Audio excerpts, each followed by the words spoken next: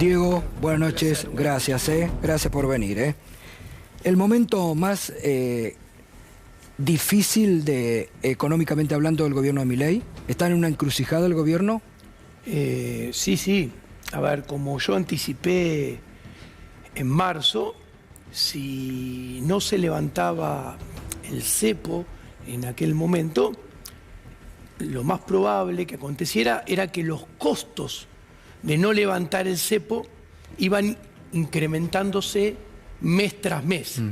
Y que cada vez iba a ser más difícil levantarlo, más riesgoso levantarlo, con menores probabilidades de éxito, y a su vez, en caso de levantarlo, que los costos en términos monetarios, de dólar e inflación, iban a ir en aumento, no en descenso. Y es lo que estamos viendo, porque claramente cuando yo digo que hay una paradoja, ¿no? Porque el actual gobierno de Javier Milei hace lo que yo llamo socialismo monetario. No puede ser. ¿Qué quiere decir? A ver, ¿cuándo se habla de que una política económica es socialista? Cuando el gobernante construye en su cabeza una idea de sendero temporal de determinadas variables, y que él, tocando determinados instrumentos de política económica, va a hacer que esas variables mes tras mes vayan teniendo un determinado valor, y a partir de ese determinado valor que él piensa que va a ir logrando, después va a tomar más medidas de política económica. Puntualmente habrán escuchado al presidente Javier Milei, que dijo textualmente: yo quiero que la inflación baje a 2, converja al nivel del crawling peg del 2, para bajar la tasa de interés a 2, vendría a ser la triple patrón Bermúdez, la triple 2. ¿Por qué? Porque si eso se produce, lo más probable que, escuchen esto, que los argentinos van a tener que escupir dólares porque el peso va a ser escaso. Entonces, si escupen dólares, va a bajar el tipo de cambio paralelo, MEP contado con liqui, blue, van a ir bajando de 1.400 a 1.300, 1.200, hasta converger y coincidir con el crawling peg, el dólar oficial, que va a ir subiendo de 9.50, 9.70, 9.90. O sea, ustedes fíjense, acabo de explicarlo, que es una economía totalmente dirigista. Ahora, dirigida desde la cabeza del presidente. Ahora, exacto. Eso puede ser voluntarismo, pero después la realidad es lo que está demostrando ahora el mercado, que no le cree mucho. Bueno, ¿cuál es el problema acá? Primero, la teoría económica, la teoría austríaca, es la que demuestra con su epistemología que el socialismo está condenado a fracasar. ¿Qué quiere decir fracasar? Que las políticas económicas de este corte dirigista que aplica el actual gobierno son dinámicamente inconsistentes. ¿Qué quiere decir esto? Que a medida que pase el tiempo, los supuestos logros que se iban a ir alcanzando nunca aparecen. ¿Acá cuál es? La salida en forma de V no aparece. Después la recuperación tampoco aparece. Y levantar el cepo. Levantar el cepo, y en lugar de aparecer los logros, lo que cada vez se hace más evidente son los costos que la macroeconomía y los agentes económicos tienen que pagar. Entonces, ¿qué sucede? Nosotros, los agentes económicos, no nos quedamos impávidos, inmóviles. Esta situación la vamos vislumbrando, la anticipamos y nos defendemos. Y al defendernos, lo que hacemos es que el gobierno, con estas políticas, en lugar de acercarse, se aleje de los objetivos, y los costos, en lugar de disminuir, aumentan. ¿Sabes qué pasa? La política termina fracasando y termina siendo abandonada. Ahora, esto, la teoría austríaca lo demuestra. Es el teorema de la imposibilidad del socialismo de von Mises. Y la realidad lo ilustra, porque ¿saben cuál es la regla en política económica? Que generalmente las cosas nunca salen como lo que se había previsto originalmente. Ahora, salvo un milagro, alguna vez se parecen a lo que se había previsto. Pero ¿sabe cuál es el problema? ¿Cuál? La macroeconomía es atea, no cree en los milagros. Menos los mercados, ¿no? Exactamente. Entonces, acabo de explicar... ¿Y eso es lo que está pasando ahora? Esto es lo que está Los pasando. mercados no le creen.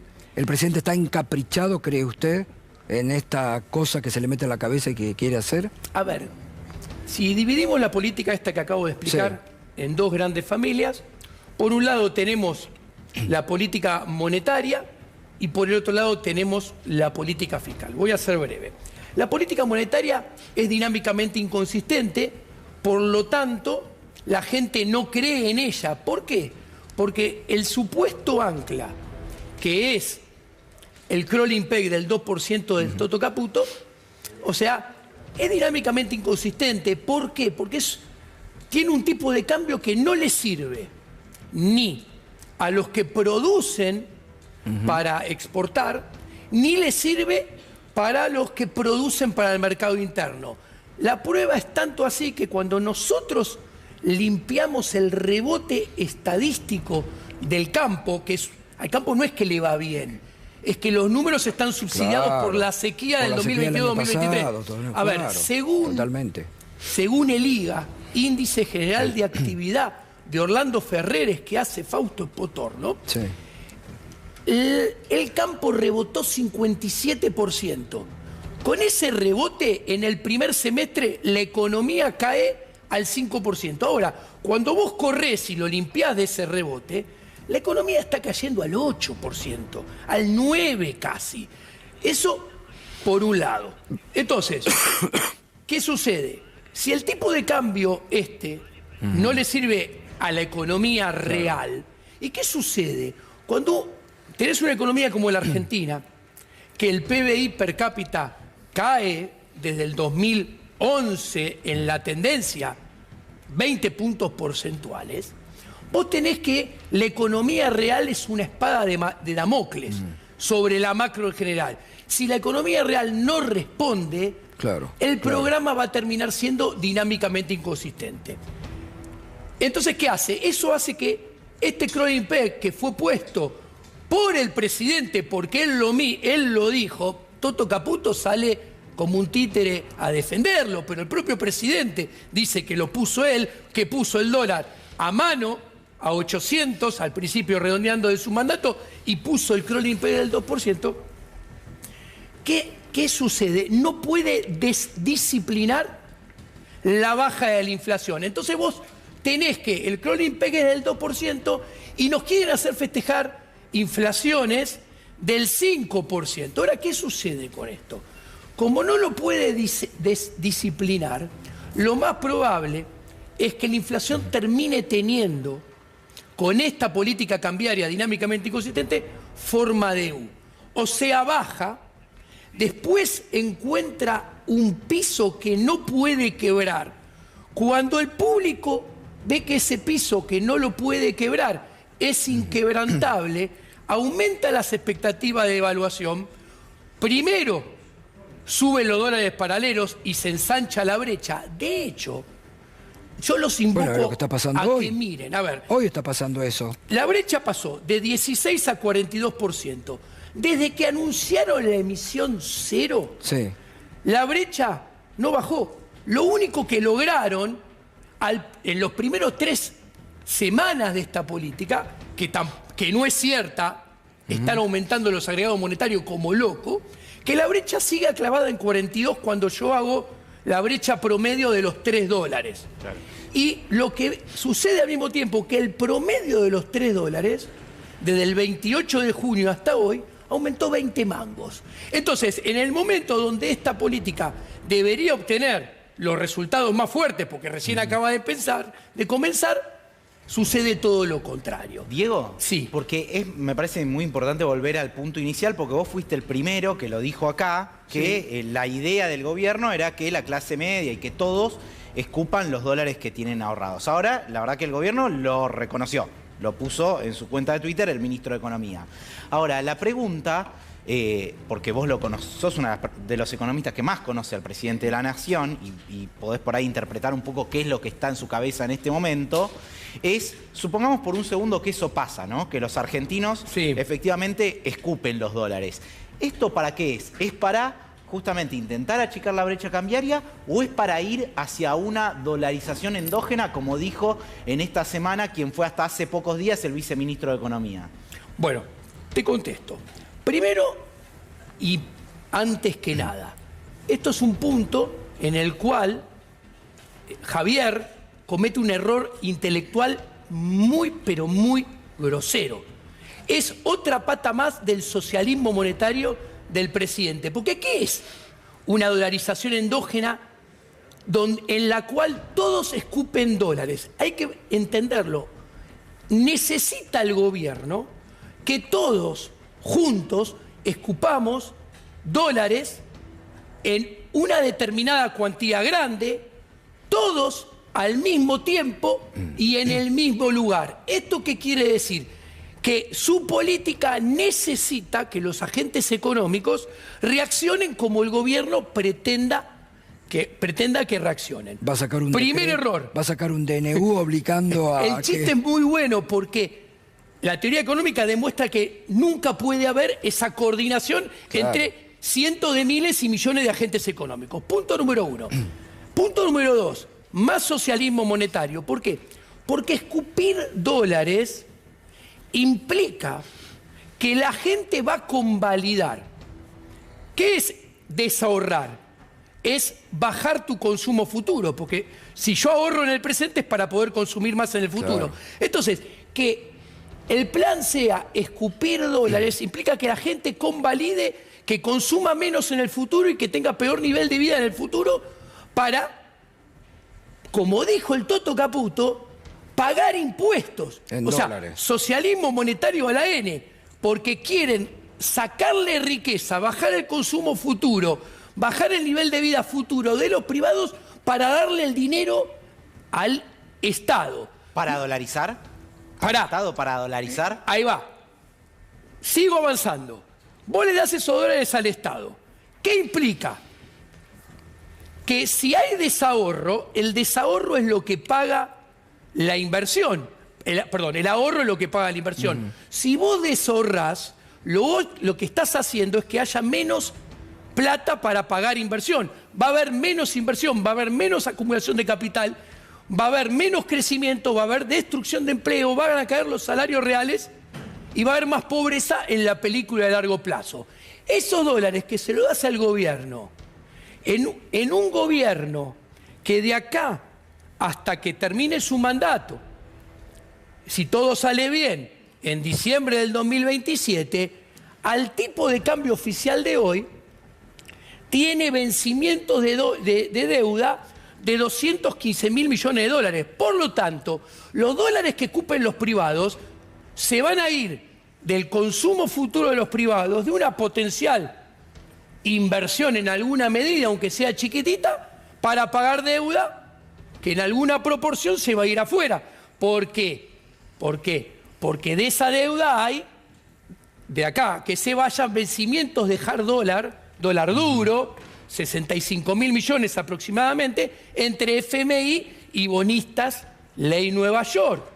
Entonces, van a ser dólares que entran por una ventana y en gran parte vuelven a salir por otra ventana. Pero hay que entender que la gente se va a defender de esto, no lo va a convalidar. Hipotetizo, va a haber gente, por ejemplo, se me ocurre como posibilidad, que diga, yo voy a correr el riesgo, yo no voy a pagar todos los impuestos porque no voy a hipotecar mi consumo futuro, mi nivel futuro, porque el Toto Caputo quiere que yo desahorre para pagar sus impuestos. Entonces, ¿qué quiero decir? De vuelta, que lo más probable es que esto no se termine dando como el gobierno piensa que se va a dar, no haya dolarización endógena y el plan fracase nuevamente. Pero, ¿y esto a dónde lleva, Diego? Porque el gobierno está muy encaprichado. Vuelvo al término el presidente está encaprichado en que tiene que ser como él lo ha planteado y como lo ejecuta el Toto Caputo. Entonces, Bueno. si como usted dice, los resultados no están a la vista, el mercado le está dando la espalda, ¿a dónde vamos? Bueno, cuando Javier dice no hay plan B, es verdad que no hay Pero plan es B. muy peligroso que un presidente diga no hay plan B. Bueno, pero claro que es peligroso. Pero ahora el problema, la madre de todos estos problemas, es un no entendimiento de lo que es la política monetaria, lo que es la política macroeconómica. Él en estos momentos está bastardeando absolutamente todo lo que durante mucho tiempo, desde el plano intelectual, desde el plano de la economía austríaca, hemos explicado, porque está haciendo todo lo contrario, pero a las pruebas me remito. Inclusive, le está dando la espalda a todo lo que dijo que iba a hacer en campaña y no lo hizo. Por ejemplo, a la gente que lo votó porque iba a cerrar el Banco Central. ¿Qué se le dice ahora cuando el ministro de Economía dice va a escasear los pesos y el peso va a ser la moneda fuerte? A la gente que quería que dolarizara. ¿Qué se le dice cuando dolarización no hay? A la gente... Ahora le están ofreciendo ticket canasta. Bueno, a la gente que lo votó porque pensaba que iba a bajar impuestos, cuando Impuesto a la subió ganancia. impuestos. Impuesto a la ganancia. Impuesto a las ganancias, impuesto país, retenciones.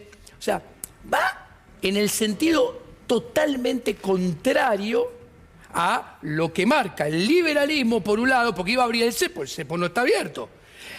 Habla de que los precios no se tocan, pero manipula la tasa de interés como loco. Habla que los precios no se tocan, pero pone el dólar a dedo y pone el sendero de Kroll-Pegg a dedo. Entonces, cuando yo acabo de explicar que esto es socialismo monetario, lo que estoy queriendo dejar arriba de la mesa, que es si el liberalismo es Boca, pónganle la camiseta que quieran, esto es River o viceversa. Entonces, los resultados que se planteaban desde el liberalismo de verdad, con esto no se van a alcanzar nunca. Total. Diego, vos recién mencionabas a Fausto Spotorno por un Sí. trabajo de la consultora Ferreres. ¿Qué te pasa cuando escuchás al presidente dirigirse de la manera en que se dirige? Traidor, le dijo. Traidor. Y no Traidores, solamente, sí, a Spotorno y a traidor. Caragossian. y no solamente Spotorno, porque también fue, por ejemplo, con Carlos Rodríguez, que había formado parte de su entorno hasta hace poco tiempo, y con otros economistas que lo habían acompañado. Primero, voy a hacer otro error intelectual de Javier Milei. Se nota que nunca leyó a Lysander Spooner, porque la palabra traición la utiliza muy mal. La traición es un delito contra el Estado. No hay traición entre individuos, hay otras cosas. Ahora, fíjense, ¿a dónde se revela esto? Que lo usa muy mal.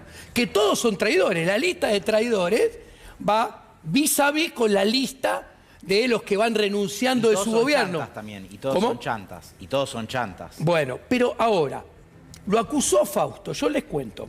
Yo tengo relación con Fausto Spotorno. Yo salí en Twitter a defender a Fausto Spotorno, y lo quiero dejar en claro. Fausto Spotorno es muy buena persona, jamás pensaría un segundo hacer la mentira de la acusación que Javier puso sobre sus hombros. ¿Y por qué lo digo?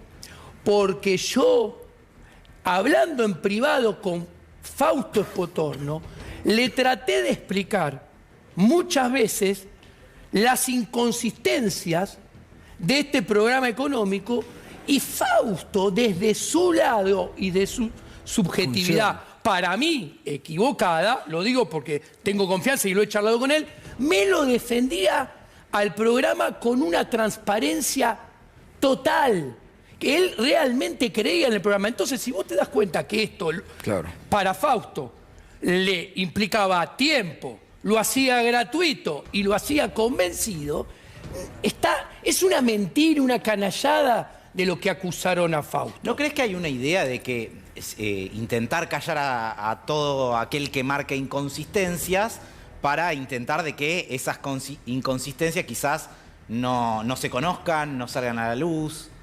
Sí, igual, fíjate que cuando ataca cuando ataca con nombre y apellido, lo hace solamente con los que sabe que van a callar. Te tiro nombres. ¿Vos lo ves que lo ataca con nombre y apellido mucho a Carlos Rodríguez? No. ¿A mí? A Malatón. ¿A Malatón? No, porque sabe que desde el momento uno no solamente no nos callamos, sino que en una discusión técnica mano a mano tiene toda la de perder en teoría monetaria conmigo y con Carlos Rodríguez de punta a punta. Por eso no hay que callar. No, y no hay que bajar los brazos. Nunca. Y siempre hay que discutir y plantear las ideas que uno defiende y uno está convencido filosóficamente que son las correctas. Ahora, Diego, por eso mi interés de explicar muy bien que esto de liberalismo no tiene nada. Si de liberalismo no tiene nada, ¿quién es el jefe del plan económico? ¿Es Javier Milei o es Toto Caputo el que está manejando la economía? Es Javier Milei. Es Javier Milei. Él lo dijo, el dólar lo puse yo a mano, el crawling peg lo puse yo a mano, y tanto lo que está haciendo en el plano monetario como lo que está haciendo en el plano fiscal, estoy en condiciones de decir que es él, porque son desviaciones, derivados, mal hechos, inconsistentes de cosas que escribimos juntos hace 6, 7, 5 años atrás, que Toto Caputo no tiene ni idea. Y si el plan no funciona, habitualmente el ministro de Economía es un fusible. ¿Alcanza con que se cambie el ministro de Economía entonces? Te cuento. ¿Qué me parece a mí? Es una hipótesis. Estaría bueno esta pregunta que trajeras un técnico de fútbol. Porque vos, el 10 puede estar jugando muy mal, el 9 puede no hacerle ningún gol al arco iris. Pero para cambiarlos tenés que darte vuelta y tener a alguien sentado en el banco de suplente. No hay nadie. Un Scaloni. Mi hipótesis que por ahora en el banco de suplente no hay nadie. No se quiere sentar nadie porque todos ven un símbolo de 220. ¿Sturzenegger? Sturzenegger está en un ministerio que es un ministerio que no tiene electricidad. Es un ministerio que a mí me parece muy cómodo, lo cual no quiere decir que no sea importante si alguien hiciera las cosas bien en serio dentro de un gobierno con reputación, credibilidad y con políticas consistentes y congruentes. Ese podría ser un ministerio importante, pero es bastante cómodo en la actualidad de este ministerio. Ahora, de este gobierno. En base a la primera pregunta de Rosario sobre el plan económico que es de Milei, y usted dice todo lo contrario a lo que pensamos juntos o él proponía, muchos dicen, incluso Rosario, se escucha políticos de la oposición decir qué pragmático que es Milei, qué pragmático que es, tiene poder, lo maneja, es pragmático. Bueno, muy interesante lo que planteas, Gato, porque el liberalismo, si hay algo que no hace culto de y que directamente deplora, es el pragmatismo. ¿Por qué? Porque debajo del paraguas del pragmatismo podés hacer cualquier cosa y justificar cualquier cosa. Cosas que vayan contra la ética de la libertad. Todo gobierno que atentó poner impuestos contra la ética de la libertad siempre lo hizo en pos del pragmatismo. Subir impuestos en pos del pragmatismo. Intervenir y poner precios a dedo en pos del pragmatismo. Controlar la tasa de interés en pos del pragmatismo. Todas cosas que hace este gobierno. Ahora, cuando uno actúa de esta manera en pos del pragmatismo, en el mediano y largo plazo, en la tendencia, los resultados se alejan cada vez más de lo deseado y buscado, atentando contra los buenos resultados en forma cada vez más profunda. Entonces, ¿crees que no le van a dar el premio Nobel de Economía a Milei, como dijo, por el trabajo que está haciendo con Reidel? Mira, primero, el premio Nobel en Economía se lo han dado a cada persona que yo pienso que se lo podrían dar a cualquiera. De hecho, se lo dieron a Ben Bernanke, que fue el chairman, el presidente de la Reserva Federal de Estados Unidos, que hizo la política monetaria post Lehman Brothers. Les cuento, ¿saben qué es eso?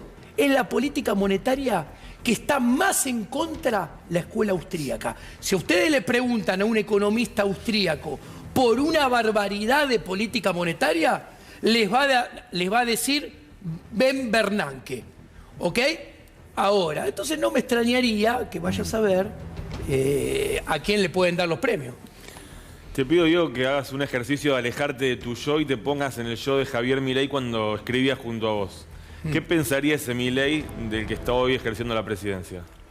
Te lo contesto de esta manera contundente. Si Javier fuera un agente que pudiera vivir debajo de la ética de la propiedad privada, en línea con la ética de la libertad, o sea, ganándose su sustento, sirviendo al prójimo y no siendo un burócrata estatal que vive de lo ajeno como es hoy en día, o sea, si estuviera sentado de este lado, estaría diciendo absolutamente todo lo mismo que digo yo, o al menos en un 90%. Ese Javier Milei que yo conocí, que vos me preguntás, de hace varios años atrás. Lo que pasa es que el poder político, el poder económico prebendario ligado al poder político, cambia a las personas.